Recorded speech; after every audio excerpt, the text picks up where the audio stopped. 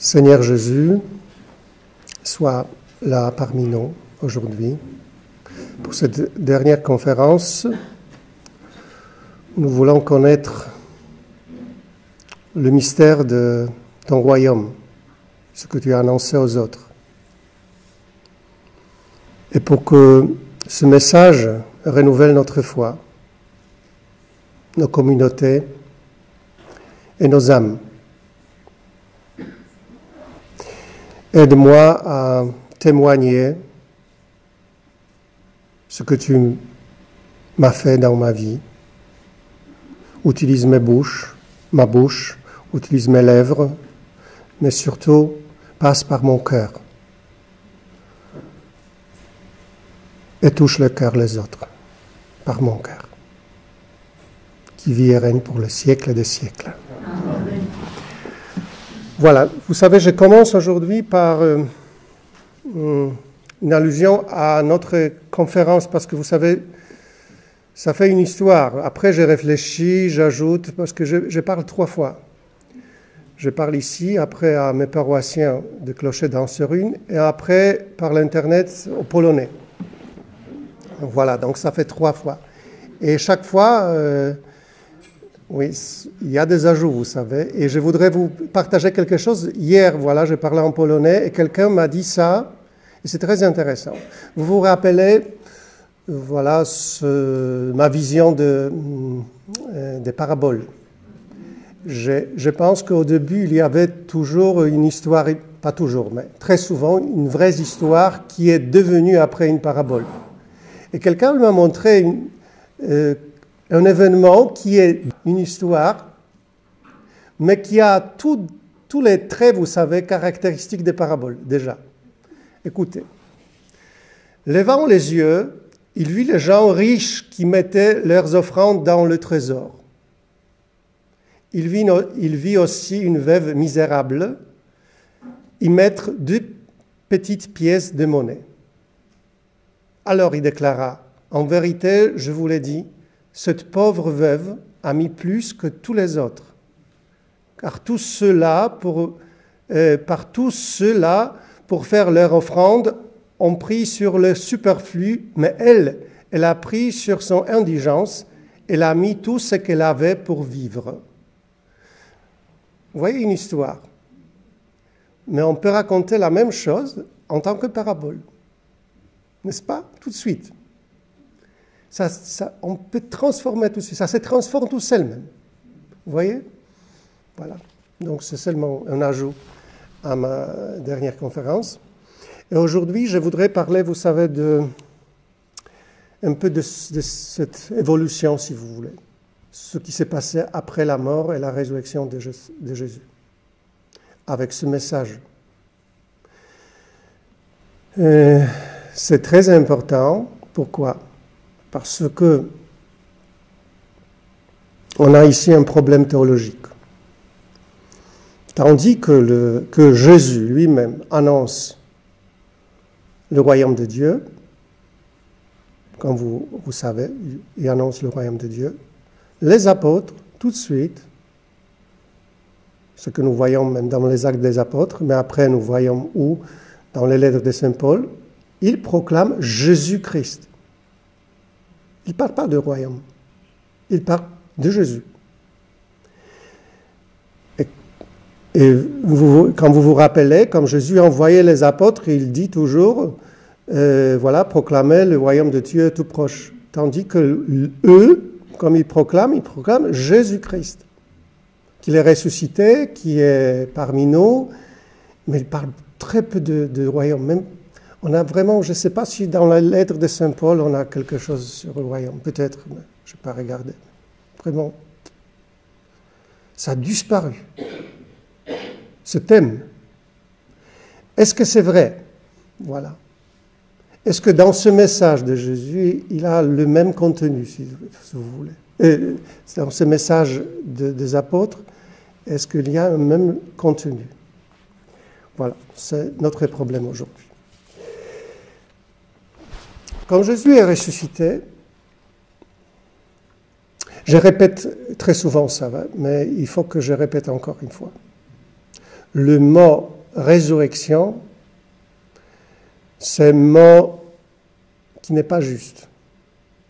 Ressuscité, c'est Lazare qui est ressuscité, vous savez, qui est revenu à la vie avant, ressuscité. Donc, on n'a pas un mot juste pour ce qui s'est passé avec Jésus. D'accord? On utilise ce mot de résurrection parce qu'il n'y en a pas d'autre. C'est un événement complètement à part, unique. Donc, comment appeler cet événement? Transfiguration, changement complet, je ne sais pas.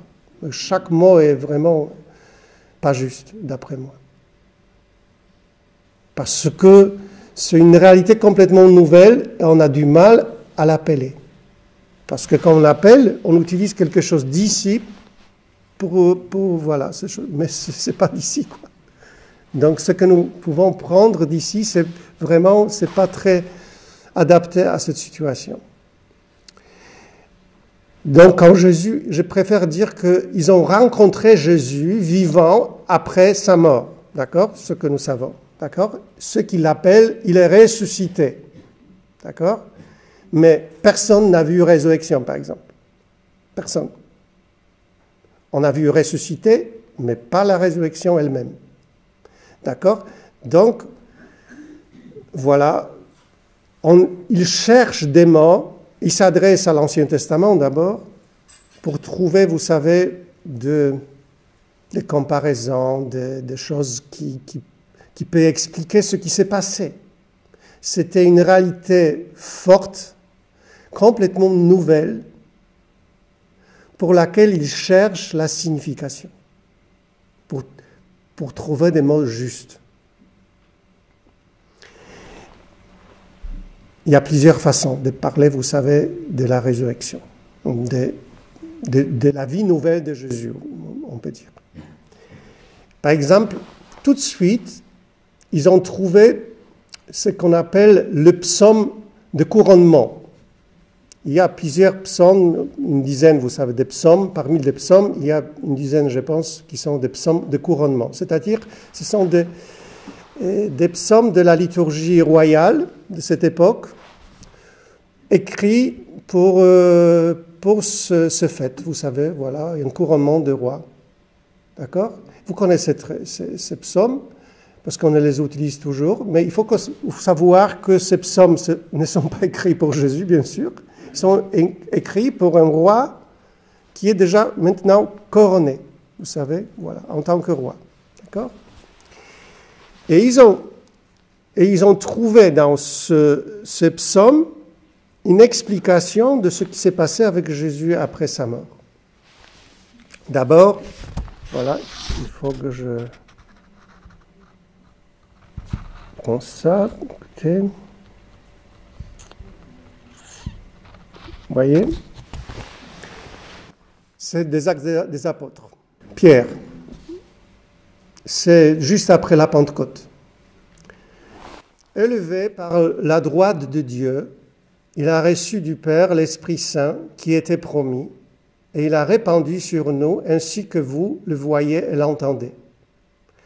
David, en effet, n'est pas monté au ciel, bien qu'il dise lui-même, « Le Seigneur a dit à mon Seigneur, siège à ma droite, jusqu'à ce que j'ai placé tes ennemis comme un escabeau sous tes pieds. » C'est un psaume écrit, vous savez, c'est une liturgie royale, écrit pour un nouveau roi, le fils de ce roi qui est déjà, qu'ils ont pris et qu'ils utilisent, vous savez, ils utilisent pour ce phénomène, la résurrection, ce qu'on appellera la résurrection, d'accord?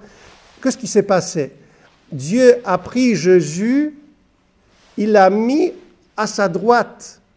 Et maintenant, c'est un roi comme lui, vous savez. Donc voilà, c'est le royaume. Vous voyez ce royaume toujours, voilà. Il est instauré, voilà. Il est devenu le roi. Et cet événement, c'est-à-dire ce qu'on appelle la résurrection, c'était un couronnement ou je ne sais pas comment dire, voilà, mais mis en Sur cette siège, vous savez, du roi. D'accord?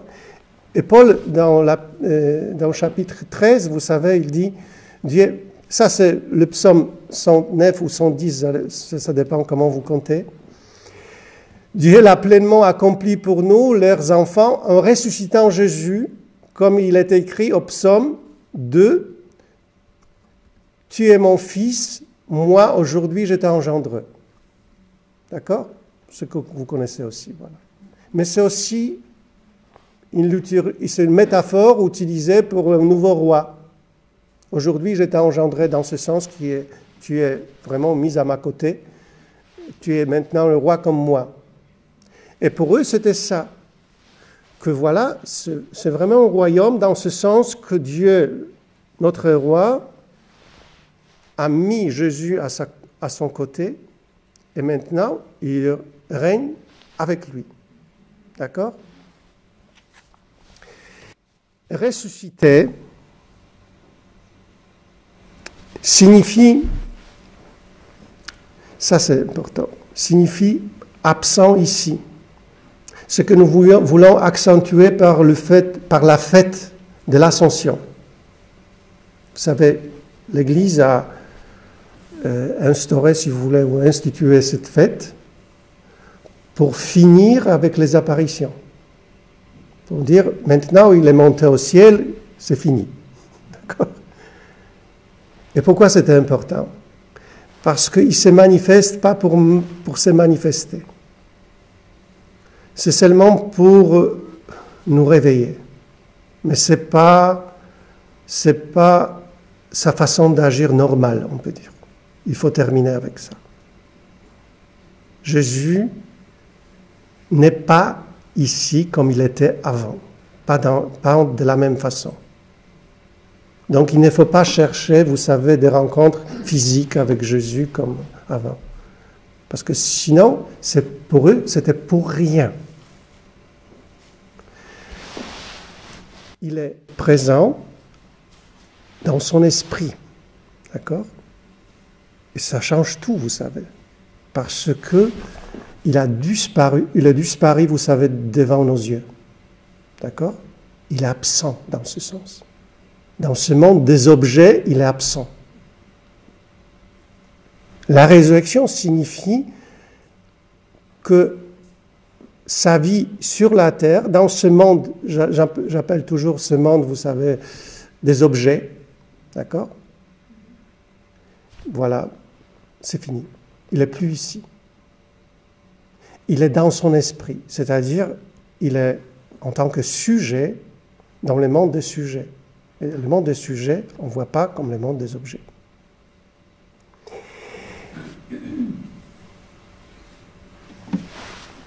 Et tout de suite, vous savez, ils ont compris qu'ils ont la même force, le même esprit, ce que nous appelons toujours l'Esprit Saint. J'aime pas cette expression, parce que quand on dit l'Esprit Saint, ça signifie que c'est l'esprit, une personne un peu à part, vous savez, tandis que c'est son esprit. Bien sûr, aussi l'esprit du Père, mais son esprit. C'est important parce que ce qu'il a laissé, c'est son esprit, vous savez. Maintenant, cet esprit entre en nous et peut faire la même chose comme c'était chez lui. D'accord? Donc, c'est Saint-Esprit, bien sûr, c'est très pieux, mais c'est son esprit qui est présent. D'accord? Et ils ont tout de suite, vous savez, expérimenté cet esprit. Vous connaissez cette histoire. On y amenait alors un homme infirme de naissance, juste à la Pentecôte, que l'on installait chaque jour à la porte du temple, appelée la Belle Porte, pour qu'il demande l'aumône à ceux qui entraient. Voyant Pierre et Jean qui allaient entrer dans le temple, il leur demanda l'aumône. Alors Pierre ainsi que Jean fixa leurs yeux sur lui et il dit « Regarde-nous ». L'homme les observait, s'attendant à recevoir quelque chose de leur part. Pierre déclara « De l'argent et d'or, je n'en ai pas, mais ce que j'ai, je te le donne. En homme, Ça, c'est important. Au nom de Jésus-Christ, le Nazaréen, lève-toi et marche.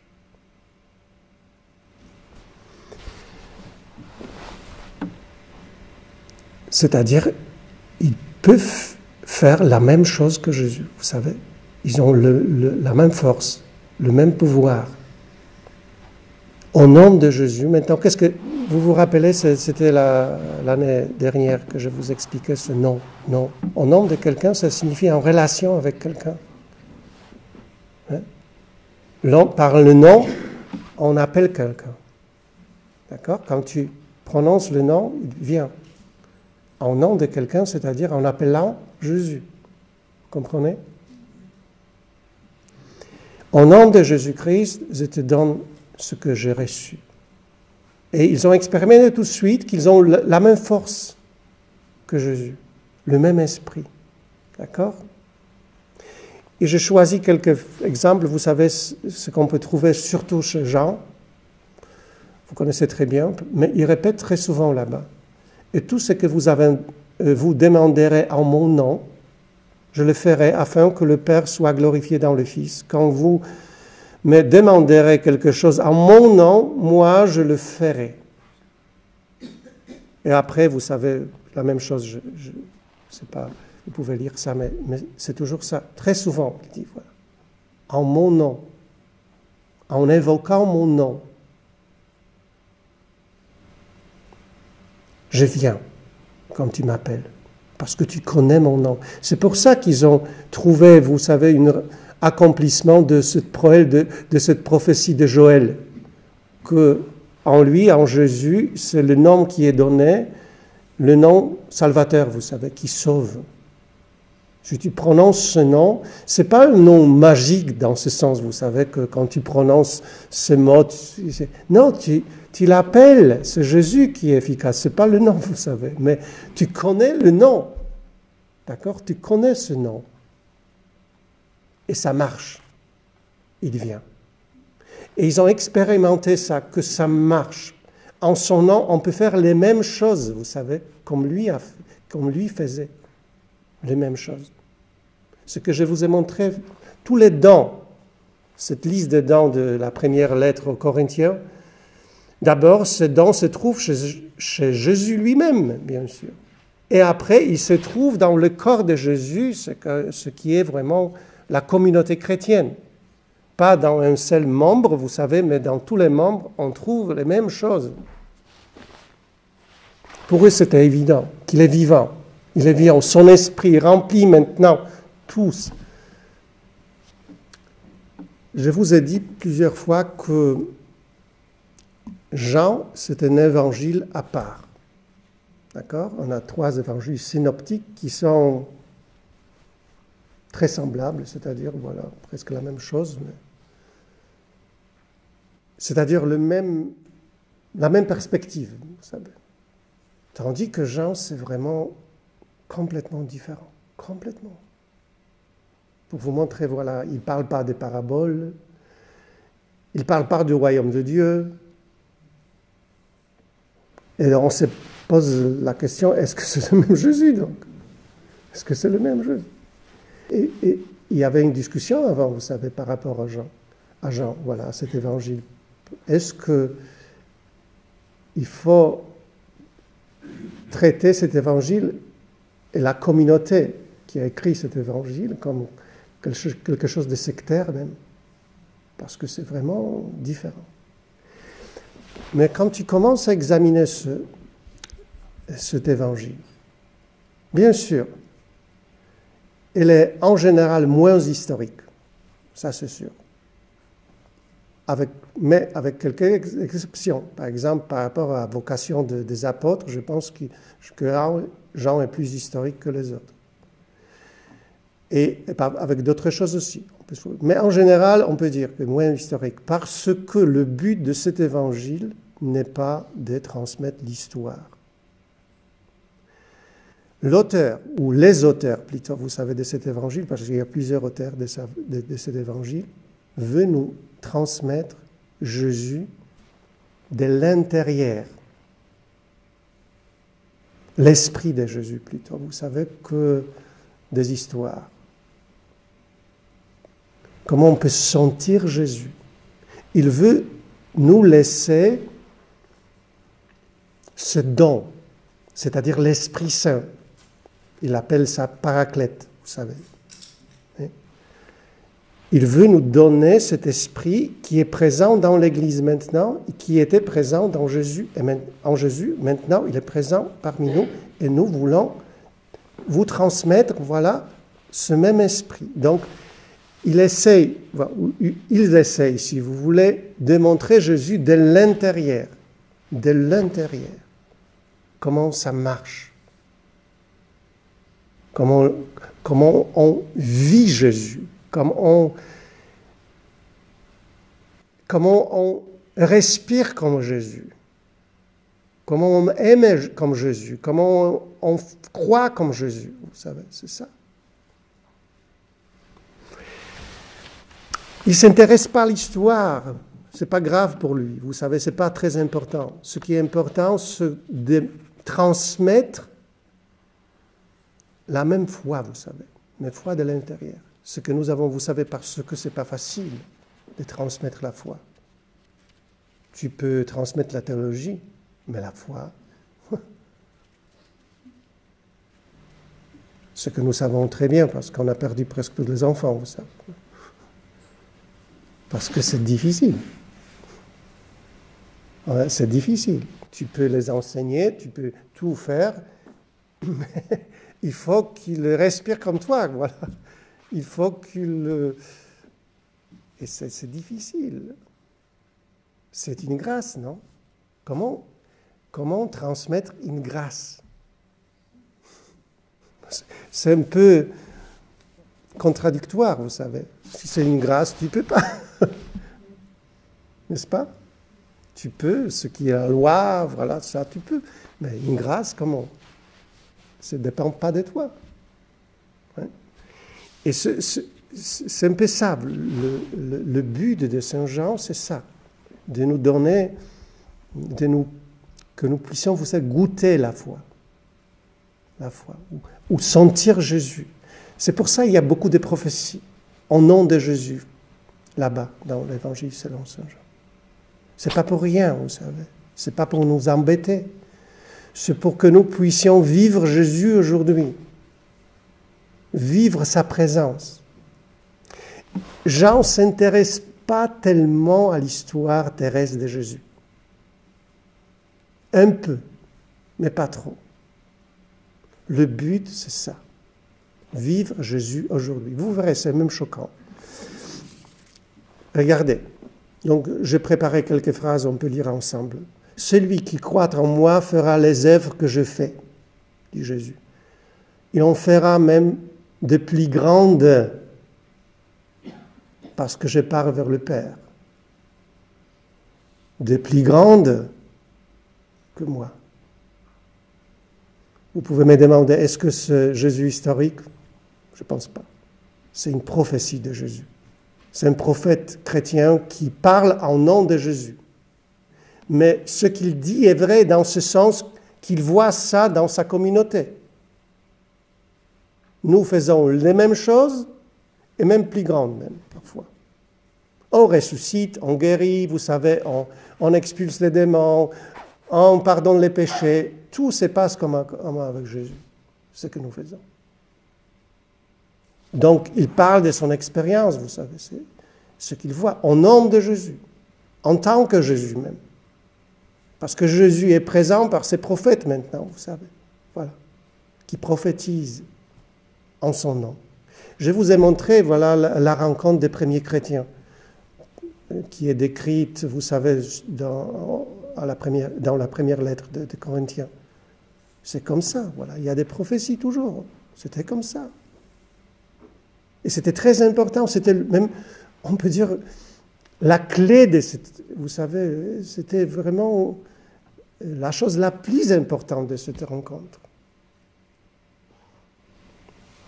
Tandis que nous sommes dans nos rites toujours, voilà. Et là-bas, c'était vraiment comme ça, complètement spontané, complètement. Moi, j'ai prié le Père. Il vous donnera un autre défenseur, Parakletos, qui sera toujours pour vous. L'Esprit de vérité, lui que le monde ne peut recevoir car il ne le voit pas et ne le connaît pas. Vous, vous le connaissez car il demeure auprès de vous et il sera en vous. La prophétie, j'espère. La prophétie qui nous dit, voilà, en nom de Jésus. Vous le connaissez. Il demeure auprès de vous. Il sera en vous. Je vous parle ainsi tant que je demeure avec vous, mais le défenseur, l'Esprit Saint que le Père enverra en mon nom, lui vous enseignera tout et il vous fera souvenir de tout ce que je vous ai dit. Ne pensez pas qu'il s'agit des événements historiques. Vous verrez chez Paul, c'est choquant. Il ne s'intéresse pas du tout à Jésus historique, pas du tout, complètement. Ça lui n'intéresse pas. Ce qui pour nous est le plus important, pour lui non. Parce que ce qui est intéressant, c'est Jésus qui est maintenant, qui parle par lui, qui fait des miracles, qui guérit, Il a son Jésus, vous savez, il n'a pas besoin d'autre Jésus, quoi.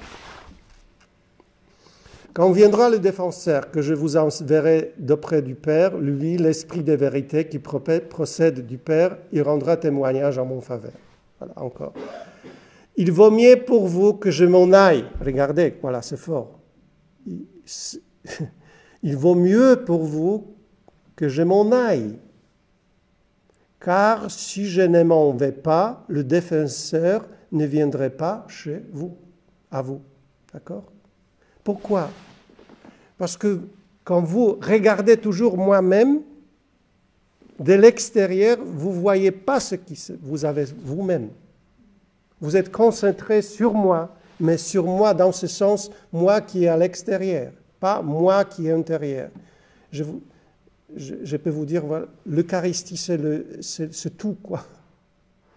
On le mange, vous verrez, parce que je voudrais parler. On le mange pour qu'il disparaisse.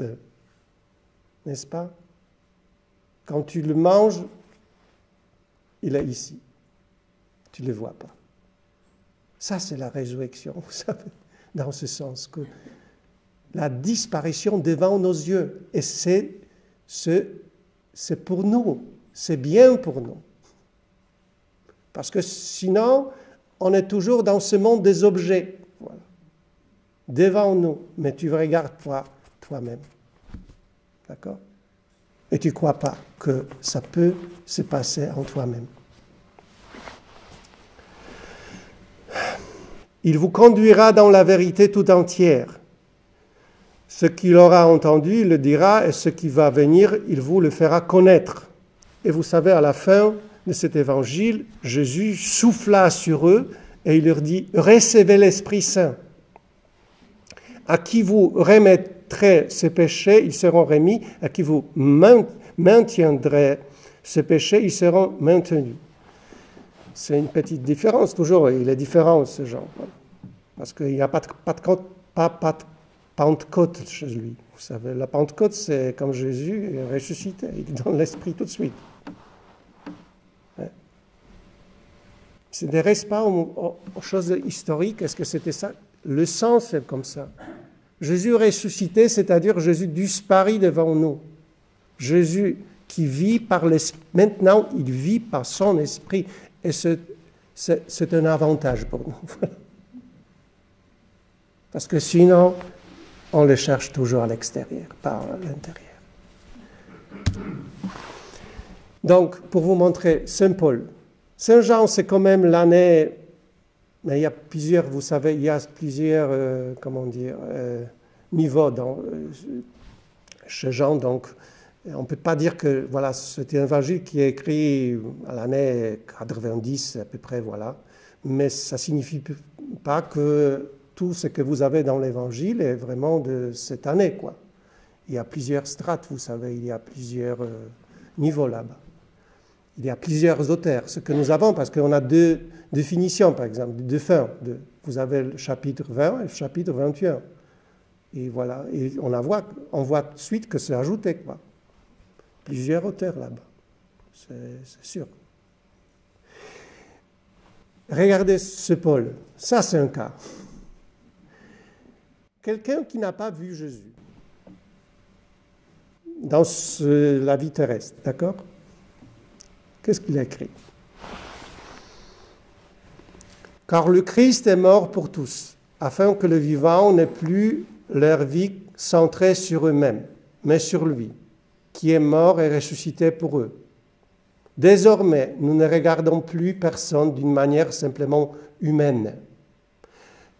Si nous avons connu le Christ de cette manière, maintenant, nous ne le connaissons plus ainsi. Mais dans d'autres traductions, c'est si nous avons connu le Christ de la même manière, c'est-à-dire selon la chair. D'accord? C'est fini maintenant.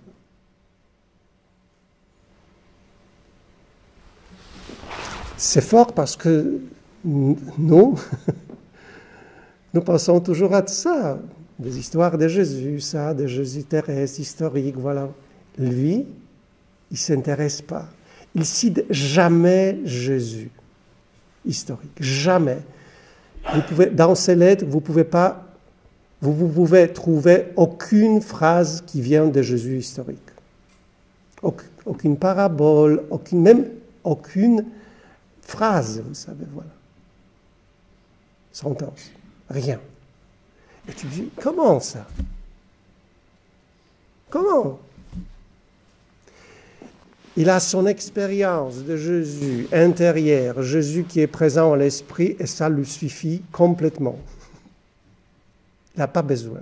Il guérit, il ressuscite, il expulse des démons, il prophétise, il parle en langue, ce que vous voulez. Il a son Jésus. Il n'a pas besoin de notre Jésus. Des histoires de Jésus. Sa vie.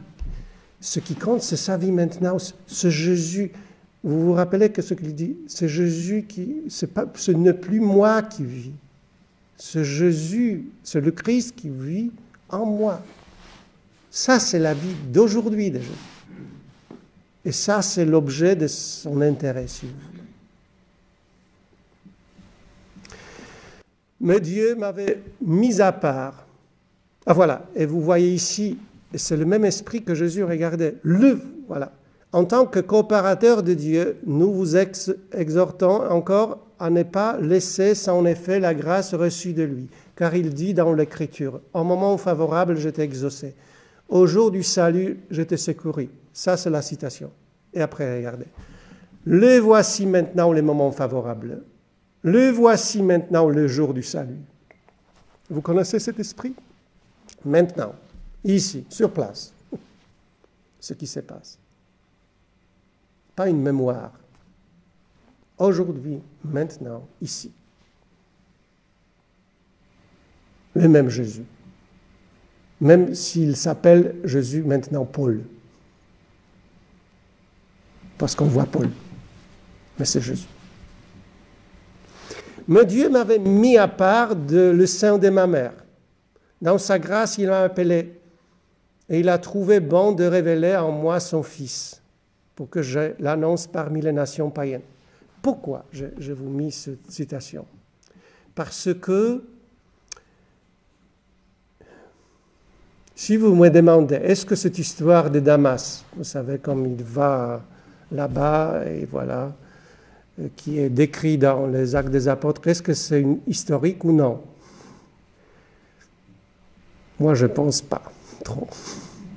C'est-à-dire, il a vécu quelque chose, mais pas de cette façon, peut-être.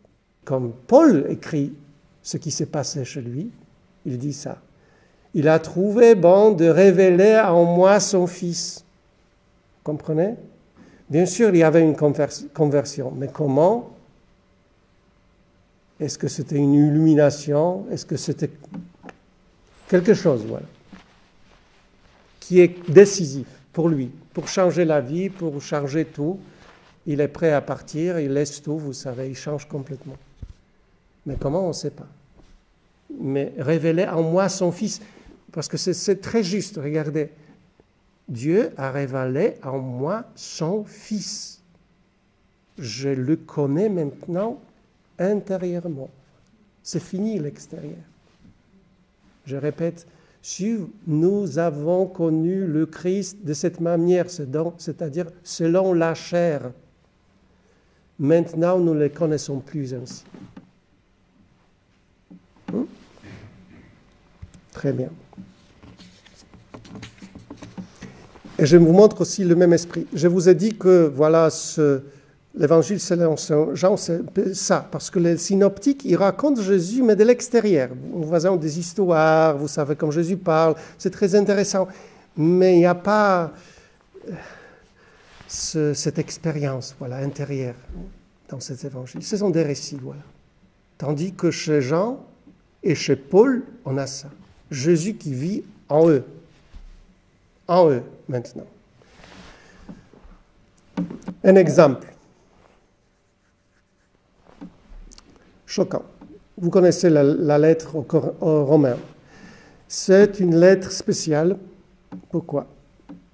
C'est une seule lettre écrite avant sa venue à une communauté chrétienne.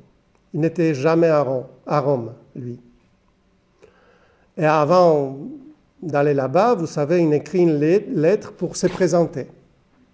C'est très bien, donc pour les théologiens, vous savez, c'est une lettre cruciale parce que là-bas, il présente sa théologie.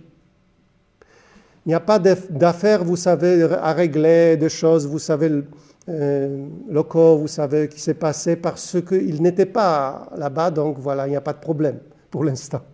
Mais il veut exposer leur foi. Sa foi, sa façon de penser. Donc là-bas, nous avons, on peut dire, un traité théologique un peu, vous savez. C'est pour ça très cher, ce lettre aux Romains. Donc, qu'est-ce qu'il a pu écrire dans cette lettre au chapitre, vous savez, 10. Tout près de toi est la parole. Elle est dans ta bouche et dans ton cœur. Cette parole, c'est le message de la foi que nous proclamons.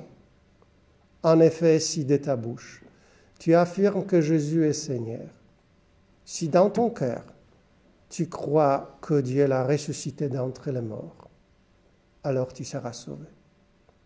Car c'est avec le cœur qu'on croit pour devenir juste, c'est avec la bouche qu'on affirme sa foi pour parvenir au salut. Et le reste, ce n'est pas très important ici. Il a pris cette citation, vous savez, c'est une citation, vous savez, de l'Ancien Testament. Vous avez en bas ça. Mais là-bas, l'auteur de Deutéronome, vous savez, parle de la loi, pas d'une parole dans ce sens, vous savez. C'est un commandement qui est facile à faire. Lui, Saint Paul, transforme le sens de cette citation et il dit maintenant, on ne se sauve pas par le commandement. On se sauve par l'expression de notre foi. Et regardez, c'est choquant. Si de ta bouche, tu affirmes que Jésus est Seigneur. Si dans ton cœur, tu crois que Dieu l'a ressuscité d'entre les morts, alors tu seras sauvé. Voilà. Tout près de toi est la parole. Elle est dans ta bouche, dans ton cœur, sur tes lèvres, ici. C'est très près. Le royaume de Dieu est tout près, vous savez. Ça suffit de dire ça. Dis ça, que Dieu est ton Seigneur. Dis ça maintenant, et tu seras sauvé. Vous pouvez dire, c'est tellement facile. Pour eux, c'était tellement facile. Pour nous, non. Pour eux, c'était, bien sûr, il a la suite après. Une suite, il faut faire, voilà ça, il faut se baptiser, voilà. Mais ce coup d'honneur, vous savez, c'était comme ça. Dis ça. Ce qui sauve, c'est la parole, le verbe. Jésus est présent maintenant dans le verbe que tu prononces. Et si tu dis ça, tu seras sauvé. Je vous montre le même esprit, vous voyez. Ils n'ont pas oublié que c'est maintenant. Ça se passe maintenant. Pas pour l'avenir, au passé, maintenant. Et aujourd'hui, tu décides. Le temps est accompli. Et maintenant, dis, si je suis ton Seigneur. Voilà. Dit Jésus. D'accord. Moi, je suis toujours choqué parce que c'est tellement facile. Oui, mais c'est facile. Il s'agit de choix. Choix. Ce qui compte dans le monde spirituel, c'est le choix. Comme vous vous rappelez, il y avait 3 aspects de la proximité du règne de Dieu. On a parlé de ça. Vous vous rappelez. Aspect temporel, oui, local, ou spatial si vous voulez, et relationnel, ce que je vous ai dit. Et je vous ai montré que 2 premiers ont disparu, si vous voulez. Parce que Jésus n'est pas venu comme ils attendaient, et il n'est pas venu à Jérusalem, où il l'attendait. D'accord? Mais, bien sûr, ça transformait la foi. Ce que j'ai écrit ici, regardez. La religion chrétienne se transforme en une religion de la tradition. Si on a arrêté d'attendre Jésus au futur, on s'installe ici, tout de suite. D'accord? Plutôt qu'on regarde vers l'avenir, parce qu'avant c'était là-bas, dans ce sens, on a un regard vers le passé maintenant. Non? Et nous devenons les gardiens des souvenirs, de la liturgie, de la doctrine, voilà ça se passe. Tout de suite. Des gardiens. Tandis que pour Paul, c'est rien, vous savez. Il ne s'intéresse pas à ça, complètement. Il cherche Jésus qui se montre, manifeste, maintenant. Maintenant.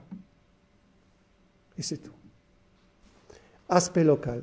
Au lieu de regarder vers le temple céleste, nous tournons notre regard vers des temples terrestres.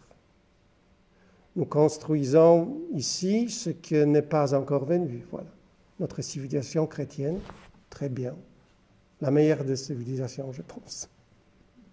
Donc nous devenons ensuite les gardiens. Et on pleure aujourd'hui parce que nous voyons comme ça abîme complètement, transforme. Comme les païens viennent, ils prennent tout, voilà. Et tout le travail fait, vous savez, par des siècles, pour rien.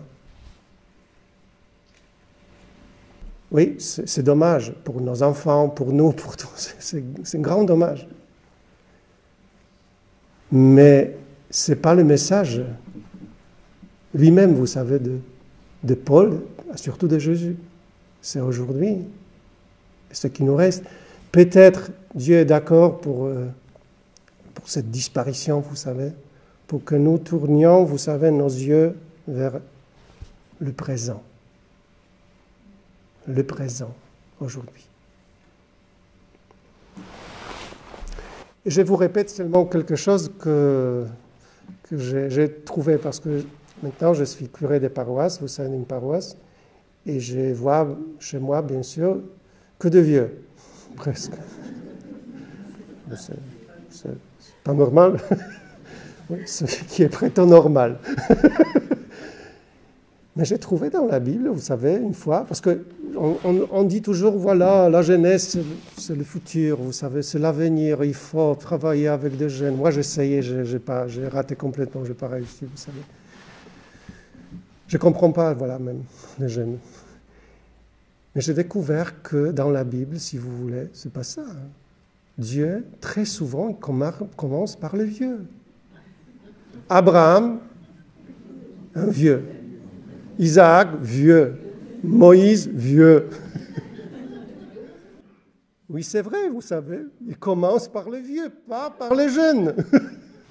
Et j'ai dit, oh, c'est une bonne nouvelle, quand même. Oui. C'est aujourd'hui, vous savez, n'importe quel âge. c'est le problème de Nicodème, vous savez. C'est un vieux qui est venu parler avec Jésus. Il dit, est-ce qu'on peut se renaître, vous savez, comme on a 100 ans, par exemple. N'est-ce pas, Madeleine? Il a dit, c'est obligatoire même. On ne peut pas entrer autrement. Donc, mes vieux. Et encore, dans l'Évangile, comme Jésus est reconnu, le premier, c'est quoi? C'est Anne et qui? Et Simon, voilà. De vieux, non? Donc, vous savez, on n'a pas d'excuses, voilà. Donc, j'ai arrêté de penser, vous savez, à l'âge. Ça ne m'intéresse pas maintenant. N'importe quel âge. Et ce qui nous reste toujours, c'est l'aspect relationnel. Ce n'est que lui qui reste aujourd'hui. Cet aspect, il était très souvent retiré dans le désert parce que, voilà, ceux qui avaient la foi, pour eux, c'était obligatoire d'aller vraiment... Parce que la vie du désert, vous savez, commence comme les chrétiens sont devenus puissants, vous savez, voilà. Et la vie monastique commence à cette époque. Parce que, comme tout le monde veut être chrétien, il faut se retirer. On ne trouve pas la foi maintenant. Et voilà, vers les monastères, vers des petites communautés, vous savez. Et cet esprit, vous savez, de royaume qui vient aujourd'hui, était toujours présent, avec des difficultés, des grandes difficultés. Je peux vous raconter des histoires, voilà, Saint François ou quoi. C'est toujours, ça se renouvelle, mais bien sûr, les autres qui voient dans la région le pouvoir, ou si vous voulez, souvenir, ou je ne sais pas quoi, je ne veux pas, vous savez, je risque beaucoup si je continue. Mais ce qui compte, c'est toujours l'aujourd'hui. Et on trouve toujours, vous savez, des hommes, des femmes qui, dans chaque époque, dans chaque génération, vous savez, ils trouvent cet esprit. Il faut que nous montrons, vous savez, pas la religion du passé qu'on garde, mais d'aujourd'hui. Est-ce que tu es heureux? Est-ce que moi, je suis heureux dans ma religion? Vraiment heureux? Est-ce que ça me donne quelque chose? Est-ce que je vis aujourd'hui chaque moment avec Jésus? Est-ce que ma pauvreté, voilà, est-ce que c'est une richesse pour moi? Et mon célibat, aussi c'est une richesse pour moi ou non? Ça, il faut beaucoup de choses, vous savez, il faut montrer. Il faut montrer Jésus qui est vivant. Je dis faux parce que c'est pas il faut. C'est naturel. Quand tu as ça, tu montres parce que tu es authentique.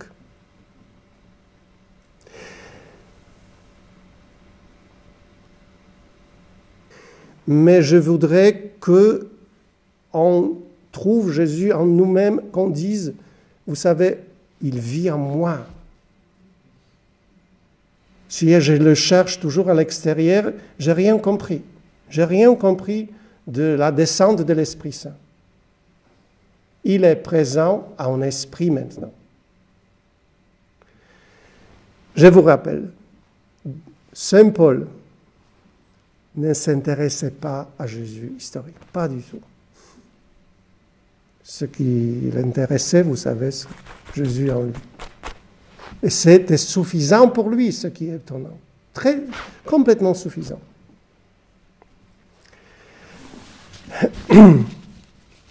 À la fin, je voudrais vous montrer quelque chose.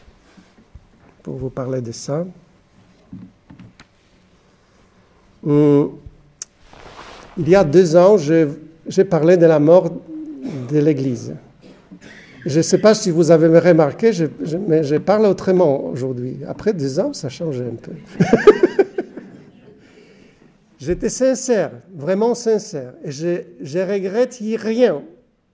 Aucun mot même, vous savez. Parce que c'était vrai. Et j'étais, vous savez, moi j'étais écrasé même par ces statistiques, vous savez. Et j'ai dit que le premier pas, c'est toujours la vérité. Et il faut dire la vérité. Après, on verra. Il ne faut pas la cacher.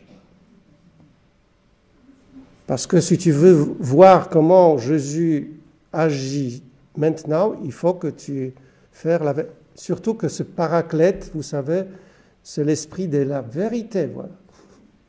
D'abord, c'est la vérité. Et voilà. Pendant ma première conférence, il y avait une discussion. Et c'était Brigitte qui est de Nissan, qui a parlé, et ça m'est resté, vous savez. Ça m'a resté, vous savez, ce témoignage. Je peux vous montrer ce témoignage, parce que ça travaillait en moi. Qu'est-ce qu'on peut faire? Elle a raison, mais je ne suis pas complètement d'accord, mais il y a quelque chose. Vraiment, ça revenait très souvent. Je me culpabilisais parfois. Je vous montre, voilà, ça dure 2 minutes, d'accord? Vous avez entendu ça, mais écoutez, encore une fois. Je ne suis dans la région que depuis 13 ans. J'ai passé le reste de ma vie à Versailles, où je suis née. Et je constate quelque chose de très étonnant, à savoir que j'allais en vacances dans un petit village du Lot-et-Garonne, et lorsque j'étais jeune, c'est-à-dire jusqu'à 12-13 ans, l'église était pleine et il y avait une chorale énorme à la tribune. Et puis, quand j'ai atteint 25 ans, il n'y avait plus de chorale dans cette petite église, mais il y avait encore beaucoup de pratiquants. Et puis, 20 ans après, il n'y avait presque plus personne. Et 40 ans après, il n'y a plus de messe dans cette église, jamais. Et je compare ça avec Versailles, où je vais de temps en temps, et où je constate que quand j'étais jeune, j'avais comme paroisse la cathédrale de Versailles, la cathédrale Saint-Louis, où il y avait 4 messes le dimanche, 8h, 9h, 10h, 11h, qui était la grand-messe. Alors là, il y avait une chorale extraordinaire. Et je constate que maintenant, il y a une messe anticipée le samedi et 2 messes encore le dimanche. Et je me suis demandé, et elles sont pleines, et je me suis demandé pourquoi est-ce que c'était comme ça. Et en réfléchissant, alors l'idée qui m'est venue, c'est qu'il y a l'adoration permanente à Versailles, donc dans une chapelle où on peut aller nuit et jour adorer, et cette chapelle est toujours pleine. Il n'y a même pas besoin de s'inscrire, on peut y aller au milieu de la nuit et il y a toujours quelqu'un. Mais pour la nuit, il faut quand même avoir un code pour pouvoir entrer dans cette chapelle. Mais ce code, naturellement, toutes les personnes se le donnent, et quand on le change, on est aussi facilement informé. Donc, je ne sais pas si mon hypothèse est bonne, mais je pense qu'il y a un lien entre les deux. Et il y a une autre chose que j'ai remarqué, c'est que lorsque j'étais jeune, on allait communier que lorsqu'on s'était confessé la veille. C'est ce que j'ai vécu pendant toute mon enfance et toute mon adolescence. Et maintenant, je constate que, et donc, à la messe, il y avait beaucoup de personnes qui restaient assises. Je dirais presque la moitié, sinon les 3/4 de l'église. Et maintenant, quand je vais à la messe, tout le monde va communier. Donc, là, par rapport à ça, par contre, je n'ai aucune hypothèse. Je n'ai fait encore aucune hypothèse. Il y a plusieurs choses dans son témoignage, mais surtout, je veux parler, vous savez, de cette idée de faire l'adoration permanente. J'ai vécu ça, par exemple, à Draguignan, où j'étais pendant 1 an. Il y avait aussi une adoration permanente, mais il n'y avait pas un tel succès, si vous voulez, un tel succès comme ici. Et ce n'est pas à ça, je pense. Parce que moi, vous savez, quand j'ai entendu ça, j'ai dit, peut-être on peut faire la même chose ici. Mais je regarde moi-même, est-ce que tu as envie vraiment de faire ça? pas forcément. Donc comment tu peux encourager les autres quand toi n'as pas envie, voilà. Et donc, vous savez, mais ça travailler. Il ne s'agit pas de l'adoration, mais de faire quelque chose, voilà. Donc, qu'est-ce que tu as envie de faire, toi, donc, si ce n'est pas l'adoration permanente? Ah, voilà, ça c'est une bonne question. Qu'est-ce que j'ai vraiment envie de faire? Moi, j'ai une seule envie, qu'ils viennent. Vous savez, ici, maintenant, c'est-à-dire aujourd'hui, chaque jour. Et je voudrais vous dire que moi, j'ai commencé déjà, dans ma communauté, on a déjà commencé. Moi, j'ai écrit des chansons, vous savez, pendant 5 mois, j'ai écrit 50, je pense. Une cascade, vous savez, je ne sais pas d'où ça vient. Il se passe quelque chose chez moi, voilà, d'abord. Et j'ai envie, parce que je vois ce que j'écris, quoi. C'est-à-dire les paroles. C'est toujours viens, viens, viens, viens, viens, viens. C'est ça. Parce que j'ai dit, s'il vient, on saura tout, quoi. S'il n'est pas là, donc on ne sait rien. Voilà. Donc, je voudrais prier, voilà, avec vous. Mais moi, je prie. Si vous venez ou non, c'est votre intérêt, voilà. Mais si quelqu'un de vous veut prier avec moi pour qu'il vienne, d'abord dans votre vie. D'accord? Réellement, qu'il vienne. Comme il est venu chez Paul, chez Pierre. Ça peut être dangereux, parce que quand ils viennent, ils changent tout, quoi. C'est pas... Même pour le vieux. je peux vous témoigner, il change tout, quoi. C'est pas rigolo, quoi. On risque beaucoup, quoi. Mais j'aimerais prier. Donc ces chants que j'écris, c'est pour ça, pour l'appeler, quoi, pour qu'il vienne, pour que les gens prononcent leur foi, pour que ça commence. C'est tout, quoi. C'est tout que je veux, quoi. D'autres choses, on verra après, quoi.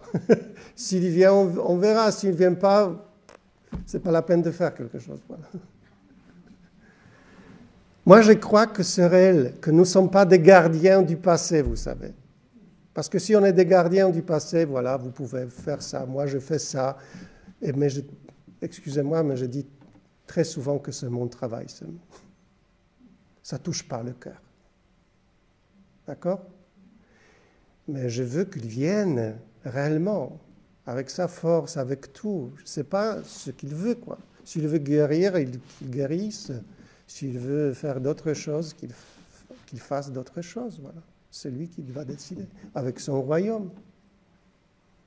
Dieu qui va régner, lui-même. Voilà, donc j'ai pensé pour vous, pour ne pas... Parce qu'il s'est passé avec moi quelque chose, et voilà. Donc, je voudrais vous inviter, peut-être pas avant Pâques, mais après Pâques, jeudi, je ne sais pas quel jour, jeudi après Pâques, c'est quelle date? 4 ou je ne sais pas à 19h30, au curé d'Ars. Au curé d'Ars, vous savez, à 19h30, si vous voulez chanter avec nous ces chants, mais ça, écoutez-moi, c'est pas pour chanter. Je ne suis pas musicien. Ça ne m'intéresse pas. C'est pas pour ça, vous savez. C'est pour qu'on exprime notre foi. Ça, c'est le but. On chante, et je pense que j'écris bien, mais ça ne m'intéresse pas. C'est-à-dire, voilà, c'est bien, c'est meilleur. C'est-à-dire, si c'est bien, c'est encore mieux, vous savez. Mais ça ne m'intéresse pas. Ce qui m'intéresse pour qu'on exprime la foi qu'on a, vous savez. Ce qui compte, je veux que ce soit sincère. Le vrai, vous savez mais écoutez, on risque beaucoup, je vous dis. Parce que s'ils viennent, peut-être il faudra se convertir aussi, vous savez, vous risquez beaucoup si vous venez. Vous verrez vraiment. Parce que quand il vient, quoi. Il fait son ordre à lui. Voilà, je peux répéter, c'est lui qui règne, c'est pas moi après. Voilà. On verra 19h30, que ce soit la même heure, voilà. 19h30, je sais pas. 19h30. Non, pas vendredi, mercredi, c'est ça? Le 3. Non, on verra, voilà. Mais ce n'est pas ponctuel. Je voudrais qu'on chante jusqu'à qu'il vienne, voilà. Je ne sais pas. Oui, non, c'est comme ça, quoi. Si vous cherchez quelque chose de ponctuel, venez pas, quoi. Pas du tout. C'est sérieux, quoi. Qu'il vienne vraiment, quoi. On demande jusqu'à qu'il vienne. Non, il faut avoir la foi, vous savez, quoi. Si on...